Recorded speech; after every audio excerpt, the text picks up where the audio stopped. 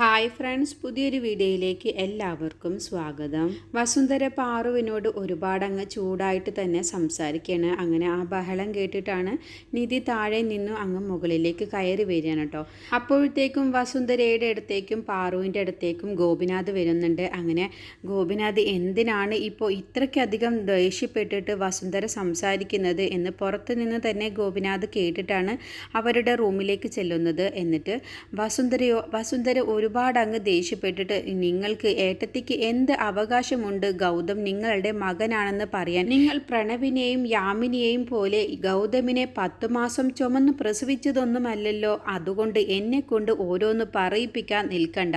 നിങ്ങൾ ഇത്രയ്ക്കധികം ഗൗതമിൻ്റെ കാര്യത്തിൽ അധികാരം എടുക്കാൻ നിൽക്കണ്ട. എന്നെ കൊണ്ട് എല്ലാ സത്യവും പറയിപ്പിക്കരുത് എന്നൊക്കെ പറഞ്ഞങ്ങ് ഒരുപാട് അങ്ങ് ചൂടാവണം കേട്ടോ. അപ്പോൾ ആ സമയത്തൊക്കെ പാറു അങ്ങ് പൊട്ടിക്കരയാണ്. അപ്പോഴത്തേക്കും ഗോപിനാഥ് വന്നിട്ട്, എന്താണ് പ്രശ്നം, എന്താണ് വസു എന്നങ്ങ് ചോദിക്കുമ്പോൾ, ഏട്ടൻ തന്നെ ചോദിച്ചു നോക്ക്, ഏട്ടൻ്റെ ഭാര്യ എന്നോട് എന്തെല്ലാമാണ് എന്നെ ചോദ്യം ചെയ്യാൻ വേണ്ടി വന്നത് എന്നങ്ങ് പറയട്ടോ. അങ്ങനെ ഗോപിനാഥ് പറയാണ്, പാറു എന്താണ് നീ ഈ കാണിക്കുന്നത്? നിങ്ങളുടെ രണ്ടുപേരുടെയും ഈ വാശിയുടെ പുറത്തുള്ള സംസാരത്തിൽ ഗൗതം താഴെയുണ്ട്, നിധിയുമുണ്ട്. ഇവർ രണ്ടുപേരും കേട്ടു വന്നാലുണ്ടാകുന്ന അവസ്ഥ എന്താണെന്ന് ചിന്തിച്ചിട്ടുണ്ടോ എന്ന് പറയുമ്പോൾ, അത് ഗോപിയേട്ട, നീ ഒരക്ഷരം ഇനി മിണ്ടിപ്പോവരുത്, വാ ഇവിടെ എന്നങ്ങ് പറഞ്ഞ് പാറുവിനെയും കൂട്ടിയിട്ട് ഗോപിനാഥ് അവിടെ നിന്ന് അങ്ങ് പോവാണ് കേട്ടോ. ഗോപിനാഥിനറിയാം വസുന്ധരയോട് ഒന്നും പറഞ്ഞിട്ട് ഒരു കാര്യവുമില്ല, അതിലും ഭേദം പാറുവിനെ സമാധാനിപ്പിച്ചുകൊണ്ട് തന്നെ കൂട്ടിക്കൊണ്ടു പോകുന്നതാണ് എന്നുള്ളത് ഗോപിനാഥിന് മനസ്സിലാവണം. അങ്ങനെ ഗോപിനാഥ് പുറത്തേക്ക് പാറുവിനെയും കൂട്ടിയിട്ട് അങ്ങ് ഇറങ്ങുന്ന സമയത്താവും അവിടെ നിധി അങ്ങ് നിൽക്കുന്നത് കാണാൻ കേട്ടോ. നിധിയെ കണ്ടതോടുകൂടി പാറുവും ഗോപിനാഥും ആകെ ഞെട്ടിപ്പോവാണ്.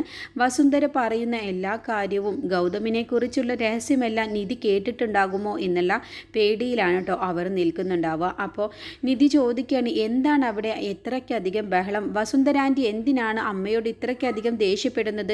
കുറച്ച് കാര്യങ്ങളൊക്കെ ഞാൻ കേട്ടു എന്ന് പറയുമ്പോൾ, അത് മോളെ നിധി, അതൊന്നുമില്ല, അത് വസുന്ധര അങ്ങനെ തന്നെയാണ്, ഇടയ്ക്കൊക്കെ ഇവിടെ ഇങ്ങനെ ഉണ്ടാവാറുണ്ട് എന്ന് പറയുമ്പോൾ, എന്തിനാണ് എന്നാലും വസുന്ധര ആൻറ്റി ഇങ്ങനെ അധികം അമ്മയോട് ചൂടാവുന്നത് എന്നങ്ങ് ചോദിക്കുമ്പോൾ, ഇല്ല മോളെ, അത് വിട്ടേക്ക്, നീ പോയിക്കോ താഴേക്ക് എന്നും പറഞ്ഞ് ഗോപിനാഥ് പാറുവിനെയും കൂട്ടിയിട്ട് റൂമിലേക്ക് അങ്ങ് പോവാണ് കേട്ടോ.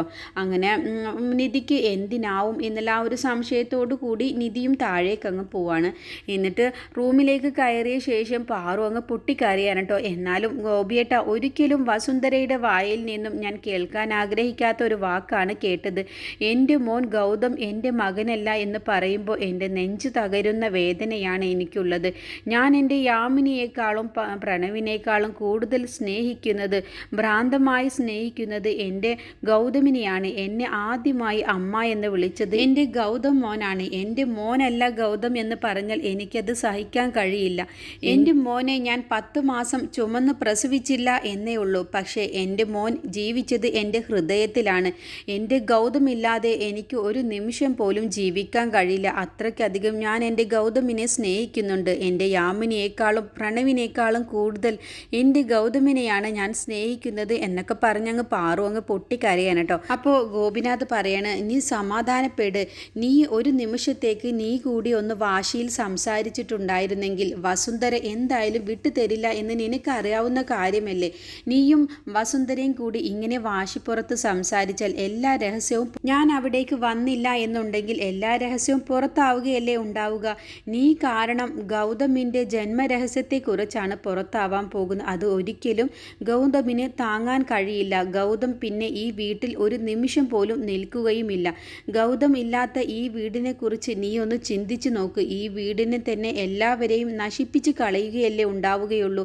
അത് ആർക്കെങ്കിലും താങ്ങാൻ കഴിയുമോ എന്നുള്ള ചോദ്യമൊക്കെ ഗോപിനാഥ് പാറുവിനോട് അങ്ങ് ചോദിക്കാൻ കേട്ടോ. അപ്പോൾ പാറു ആകെ അങ്ങ് പേടിച്ച് വെറുങ്ങലിച്ച് നിൽക്കുകയാണ് കേട്ടോ. അതുകൊണ്ട് പാറു, ഞാൻ നിന്നോട് പറയാനുള്ളത്, നിന്റെ നാവിൻ്റെ തുമ്പിലാണ് ഗൗതമിൻ്റെ ജന്മരഹസ്യത്തെക്കുറിച്ച് അറിയാവുന്ന രഹസ്യം. അതുകൊണ്ട് നീ സൂക്ഷിക്കണം പാറു എന്നങ്ങ് ഗോപിനാഥ് പറഞ്ഞു കൊടുക്കാൻ കേട്ടോ. ഇത്രയും കാലം നമ്മൾ മറച്ചു വെച്ച രഹസ്യം ഒരു നിമിഷത്തേക്ക് ഞാനും വസുന്ധരയും തമ്മിലുള്ള വാശിപ്പുറത്ത് അതെങ്ങാനും സംസാരത്തിനിടയിൽ പുറത്തു പോയിട്ടുണ്ടെങ്കിലുള്ള അവസ്ഥ നീ ഒന്ന് ചിന്തിച്ച് നോക്ക് പാറു എന്നൊക്കെ ചോദിക്കാൻ കേട്ടോ. അങ്ങനെ പാറു പേടിയോട് കൂടിയിട്ട് ഗോപിനാഥ് പറയുന്ന വാക്കുകൾ അങ്ങ് കേൾക്കുമ്പോൾ പാറു പറയണേ, ഇല്ല, ഒരിക്കലും എൻ്റെ മോനല്ല ഗൗതം എന്നുള്ളത് ഒരാൾ പോലും അറിയാൻ പാടില്ല. ഈ രഹസ്യം എന്നിൽ തന്നെ നിന്നാൽ മതി. എന്നൊക്കെ പറയട്ടോ. അപ്പോൾ ഗോപിനാഥ് ചോദിക്കുന്നുണ്ട്, ഗൗതമിനെ നമുക്ക് കിട്ടിയതിൻ്റെ ഒരു പ്രധാന പങ്ക് കൂടി വസുന്ധരയ്ക്ക് കൂടി ഉണ്ടല്ലോ, അത് നിനക്ക് അറിയാവുന്നതല്ലേ. ആ രഹസ്യത്തെ ഇതുവരെയും നമ്മളെല്ലാവരും മറച്ചു വെച്ചിട്ടാണ് ഗൗതമിനെ നമ്മുടെ ജീവിതത്തിൽ വളർത്തി വന്നത്. അതുപോലെ ഇനിയും ആ രഹസ്യം മറച്ചു വരണം എന്നുണ്ടെങ്കിൽ അതിന് പാറു നീ തന്നെ വിചാരിക്കണം എന്ന് ഗോപിനാഥ് അങ്ങ് പറയുമ്പോൾ പാറു ഇങ്ങനെ ആലോചിക്കാൻ കേട്ടോ. ഗൗതം വന്ന് സ്നേഹിക്കുന്നതും ഗൗതമിനെ പാറു സ്നേഹിക്കുന്നതും അങ്ങനെ എല്ലാ കാര്യങ്ങളും ഇങ്ങനെ പാറു ഇങ്ങനെ പൊട്ടിക്കരഞ്ഞുകൊണ്ട് തന്നെ ഇങ്ങനെ ചിന്തിച്ചു കൂട്ടാണ്.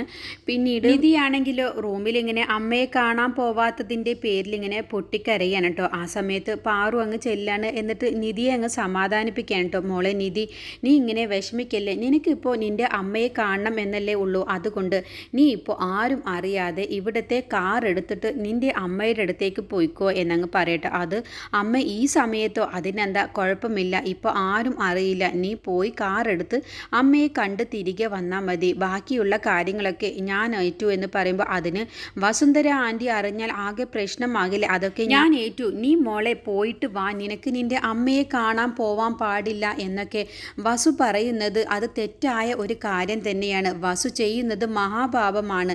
അതുപോലെ സ്വന്തം മകളെ നൊന്ത് പ്രസവിച്ച മകളെ അമ്മയ്ക്ക് കാണരുത് എന്ന് പറയുന്നതും വസു പറയുന്ന കാര്യങ്ങളെല്ലാം തന്നെ തെറ്റായ കാര്യങ്ങൾ തന്നെയാണ്. അതിന് കൂട്ടു നിൽക്കാനൊന്നും കഴിയില്ല. വസുന്ധര പറയുന്നതൊന്നും നീ കാര്യമാക്കേണ്ട മോളെ, നീ പോയിട്ട് നിൻ്റെ അമ്മയെ കാണണം, നീ നിൻ്റെ അമ്മയെ കണ്ട ശേഷം നീ തിരികെ വന്നാൽ മതി, ബാക്കിയുള്ള പ്രശ്നങ്ങളൊക്കെ ഞാൻ ഏറ്റു, നീ പോയിട്ട് വാ എന്നും പറഞ്ഞിട്ട് പാറു നിധിയുടെ കയ്യിലേക്ക് കാറിൻ്റെ ചാവി കൊടുക്കുകയാണ്. എന്നിട്ട് ആ കാർ എടുത്തുകൊണ്ട് പോകാൻ വേണ്ടി അവർ രണ്ടുപേരും കൂടി പുറത്തേക്ക് അങ്ങ് ഇറങ്ങാൻ കേട്ടോ.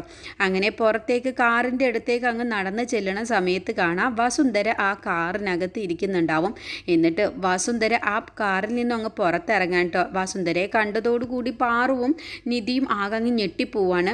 എന്നിട്ട് എനിക്കറിയാമായിരുന്നു ഏട്ടത്തി, നിങ്ങൾ ഇങ്ങനെ ഒരു കുറുക്കു വഴി ഇവൾക്ക് പറഞ്ഞു കൊടുക്കുമെന്നുള്ളത്, അതുകൊണ്ട് ഈ വസുന്ധരയെ കബളിപ്പിച്ച് ആരും ഇവിടെ നിൽക്കാൻ കഴിയില്ല. വസുന്ധര ഒരു വാക്ക് പറഞ്ഞിട്ടുണ്ടെങ്കിൽ ആ വാക്ക് എല്ലാവരും പാലിച്ചിരിക്കണം.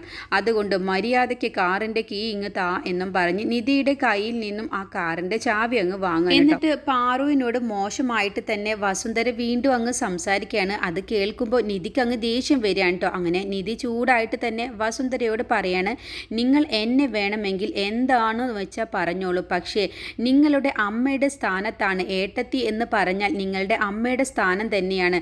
അങ്ങനത്തെ ഏട്ടത്തിയോടാണോ നിങ്ങൾ ഇങ്ങനെയൊക്കെ സംസാരിക്കുന്നത് എന്ന് ചോദിക്കുമ്പോൾ വസുന്ധര പറയണ, ഞാനതിന് ഏട്ടത്തി എന്ന് തന്നെയല്ലേ വിളിക്കുന്നത്, നിങ്ങൾ ഏട്ടത്തി എന്ന് തന്നെയാണ് വിളിക്കുന്നത്, പക്ഷേ ആ വിളിയിൽ ഒരു ലേശം പോലും ഒരു ബഹുമാനമോ ഒരു വിനയത്വമോ ഒന്നും തന്നെ ഇല്ല. എന്നോടുള്ള ദേഷ്യത്തിൽ വെറുതെ അമ്മയുടെ മെക്കെട്ട് കയറണ്ട എന്നൊക്കെ പറഞ്ഞ് പാറുവിനെ പറഞ്ഞ പേരിൽ വസുന്ധരയോട് നിധി അങ്ങ് ചൂടായിട്ട് സംസാരിക്കാൻ കേട്ടോ. അങ്ങനെ അധികമൊന്നും സംസാരിക്കേണ്ട, രണ്ടുപേരും അകത്തേക്ക് കയറിപ്പോയിക്കോ എന്നും പറഞ്ഞ് നിധിയെയും പാറുവിനെയും വീണ്ടും വസുന്ധര അങ്ങ് പറഞ്ഞയക്കാൻ കേട്ടോ. അങ്ങനെ എന്നോടാണ് കളി, ഇവരൊക്കെ മനസ്സിൽ ചിന്തിക്കുമ്പോഴത്തേക്കും ഞാനത് മാനത്ത് കണ്ടിരിക്കും, എനിക്കറിയാം ഇവരിന്ന് രാത്രി ആരും കാണാതെ ഈ കാർ എടുത്തുകൊണ്ട് പോകുമെന്നുള്ളത്, അതുകൊണ്ട് അതിനുള്ള ആഗ്രഹമൊന്നും ആരും വിചാരിച്ചു വെച്ചേക്കണ്ട, ഇനി എൻ്റെ അനുവാദമില്ലാതെ ഈ കാറിൻ്റെ കീ ഒരാൾ പോലും തൊട്ടു പോവരുത് എന്ന് വസുന്ധര പാറുവിനോടും നിധിയോടും പറയുന്നുണ്ട് കേട്ടോ. എന്നിട്ട് അവരെ അകത്ത് പറഞ്ഞയച്ച ശേഷം വസുന്ധരയും കാറിൻ്റെ ചാവി എടുത്തുകൊണ്ട് അവിടെ നിന്ന് അങ്ങ് പോവുകയാണ്. പിന്നീട് ശിവാനിയുടെ അടുത്തേക്ക് അമൽ ഒരു സംവിധായകനാണെന്നും പറഞ്ഞു വ്യാജേന ഒരാളെ കൂട്ടിക്കൊണ്ടുവരികയാണ് കേട്ടോ. അപ്പോൾ ശിവാനി ആണെങ്കിലോ അമൽ ചെയ്ത് കൂട്ടിയ ഓരോ പ്രവൃത്തികളും ഇങ്ങനെ ആലോചിക്കുകയാണ്. ഇവൻ എന്നെ നന്നായിട്ട് തന്നെ എൻ്റെ ജീവിതം നശിപ്പിച്ചു, എന്നെ വെറുതെ കബളിപ്പിക്കുകയാണ് ഇവൻ ചെയ്തത്, ഇവൻ്റെ വാക്കുകൾ കേട്ടത് ആണ് എനിക്ക് പറ്റിയ ജീവിതത്തിലെ ഏറ്റവും വലിയ അബദ്ധം, എനിക്കിപ്പോൾ എൻ്റെ വീട്ടിലേക്ക് പോവാനും കഴിയാത്ത ഒരു അവസ്ഥയായല്ലോ എന്നൊക്കെ ഇങ്ങനെ ശിവാനി ചിന്തിച്ചു കൂട്ടി നിൽക്കുന്ന സമയത്താവും അമൽ ഇയാളുമായിട്ട് അങ്ങ് വരുന്നത് കേട്ടോ. എന്നിട്ട് ശിവാനിയോട് പറയാണ്, ശിവാനി ഇദ്ദേഹം ഒരു സംവിധായകനാണ്, 4 സിനിമകൾ ഷൂട്ട് ചെയ്തിട്ടുണ്ട്, അതെല്ലാം തന്നെ നല്ല ഹിറ്റായിട്ടുമുണ്ട്, അടുത്ത 5ാമത് ഒരു സിനിമ കൂടി ഇയാൾ പിടിക്കുന്നുണ്ട്, അതിൽ നായികയായിട്ട് നിന്നെയാണ് ഉദ്ദേശിച്ചിട്ടുള്ളത് എന്ന് പറയുമ്പോൾ ശിവാനി ചോദിക്കുകയാണ്, അതിന് ഇയാളെ ഞാൻ ആദ്യമായിട്ടാണല്ലോ കാണുന്നത്, എന്നെ എങ്ങനെ നായികയാക്കാൻ ഇയാളെങ്ങനെ കഴിഞ്ഞു എന്ന് ചോദിക്കുമ്പോൾ നിൻ്റെ ഫോട്ടോസ് ഒരുപാട് എൻ്റെ കയ്യിലുണ്ടല്ലോ, ആ ഫോട്ടോയാണ് ഞാൻ കാണിച്ചു കൊടുത്തത്, അത് കണ്ടപ്പോഴേ നീ തന്നെയാണ് നായിക എന്ന് തീരുമാനിച്ചത് എന്നൊക്കെ പറയട്ടോ. അങ്ങനെ ശിവാനിയോട് പറയാണ് എന്നാൽ നിങ്ങൾ രണ്ടുപേരും കൂടി സംസാരിച്ചിരിക്കുകയെന്നും പറഞ്ഞ് അമൽ പുറത്തേക്ക് അങ്ങ് പോവാണ് കേട്ടോ. അങ്ങനെ അയാൾ മോശമായിട്ട് തന്നെയാണ് ശിവാനിയോട് പെരുമാറാൻ ശ്രമിക്കുന്നത്. ഞാൻ ഫോട്ടോയിൽ കണ്ടതിനേക്കാളും സുന്ദരിയാണ്, നീ തന്നെയാണ് എൻ്റെ പടത്തിലെ നായിക എന്നങ്ങ് ശിവാനിയോട് പറയാൻ കേട്ടോ. എന്നിട്ട് ശിവാനിയുടെ ഷോൾഡറിൽ അങ്ങ് കൈ വെക്കുകയാണ്. ഇയാൾ എന്തിനാ എൻ്റെ ദേഹത്ത് കൈ വെക്കുന്നത് എന്ന് ശിവാനി ചോദിക്കുമ്പോൾ അത് കുറച്ച് സഹകരിക്കുകയൊക്കെ വേണം, കാരണം ഞാൻ 10,000 രൂപയാണ് അമലിന് കൊടുത്തിട്ടുള്ളത്, നിനക്ക് വേണമെങ്കിലും 10,000 രൂപ തരാമെന്ന് പറയുമ്പോൾ എഴുന്നേക്കടാ, എൻ്റെ ദേഹത്ത് കൈ വെക്കുന്നോ എന്നങ്ങ് പറഞ്ഞിട്ട് ശിവാനി അയാളുടെ നെഞ്ചുകൂട്ടിലേക്ക് ഒരു ചവിട്ടങ്ങ് വെച്ച് കൊടുക്കാൻ കേട്ടോ. അപ്പോഴത്തേക്കും ആ ബഹളം കേട്ട് അമൽ കൂടി പുറത്തു നിന്ന് ഓടി വരികയാണ്. എന്താണ് ഇവിടെ എന്ന് ചോദിക്കുമ്പോൾ നീ ഇത്തരക്കാരനാണെന്ന് ഞാൻ കരുതിയില്ലടാ എന്നങ്ങ് പറയുമ്പോൾ ശിവാനി നിന്നോടാ പറഞ്ഞത്, മര്യാദയ്ക്ക് നിന്നോ എന്നങ്ങ് പറയുമ്പോഴത്തേക്കും അമലിൻ്റെ നെഞ്ചിലേക്ക് ഒരു ചവിട്ടങ്ങ് വെച്ച് കൊടുക്കാൻ കേട്ടോ ശിവാനി. ആ ചവിട്ട് കിട്ടിയതോടുകൂടി അമൽ അവിടെ ഇരിക്കെ കുത്തനെ അങ്ങ് വീഴാണ്. എന്നിട്ട് ശിവാനി അവിടുന്ന് ഓടി രക്ഷപ്പെടുകയാണ് കേട്ടോ. എടി നിൽക്കടി അവിടെ എന്നങ്ങ് പറഞ്ഞ് ശിവാനിയുടെ പുറകെ അമലും കൂടി ഓടിപ്പോവാണ്. അങ്ങനെ ശിവാനി ഓടിപ്പോയിട്ട് ഒരു കാറിൻ്റെ മുന്നിൽ അങ്ങ് നിന്ന് പോവാണ് കേട്ടോ. അപ്പോൾ ആ കാറിലുള്ള ആളെ കാണുമ്പോൾ ശിവാനി ആകെ ഞെട്ടിപ്പോവാണ്. അപ്പോൾ ശിവാനിയെ കണ്ടപ്പോൾ ആ ആളും ഞെട്ടിപ്പോവാണ് കേട്ടോ. അത് പ്രണവായിരിക്കും കേട്ടോ. പ്രണവ് ശിവാനിയാണല്ലോ അത് എന്നങ്ങ് ചിന്തിക്കുകയാണ്. എന്നിട്ട് ശിവാനി ഓടിപ്പോയിട്ട് പ്രണവിൻ്റെ കാറിനകത്ത് അങ്ങ് കയറി ഇരിക്കുകയാണ് കേട്ടോ. അപ്പോഴത്തേക്കും അമൽ പിറകെ ഓടി വരുന്നുണ്ട്. എന്നിട്ട് പ്രണവിനോട് ചോദിക്കുന്നുണ്ട്, ഇതിൽ കൂടെ ഒരു പെൺകുട്ടി ഓടിപ്പോയെന്ന് ചോദിക്കുമ്പോൾ പ്രണവ് പറയണ ഇല്ല, ഞാൻ കണ്ടില്ല എന്നങ്ങ് പറയട്ടോ. അപ്പോൾ ശിവാനി ബാക്കിൽ ഇങ്ങനെ ഒളിച്ചിരിക്കുന്നുണ്ടാവും. എന്നിട്ട് എന്താണ് ശിവാനി എന്നങ്ങ് പ്രണവ് ചോദിക്കുന്നുണ്ട് കേട്ടോ. അപ്പോൾ എന്നെ രക്ഷിക്കണം, അവൻ്റെ ചതിയിൽ നിന്നും എന്നെ രക്ഷിക്കണം എന്നൊക്കെ അങ്ങ് പ്രണവിനോട് ശിവാനി പറയാണ്. അങ്ങനെയുള്ള ഒരു എപ്പിസോഡാണ് കേട്ടോ വരാനിരിക്കുന്നത്.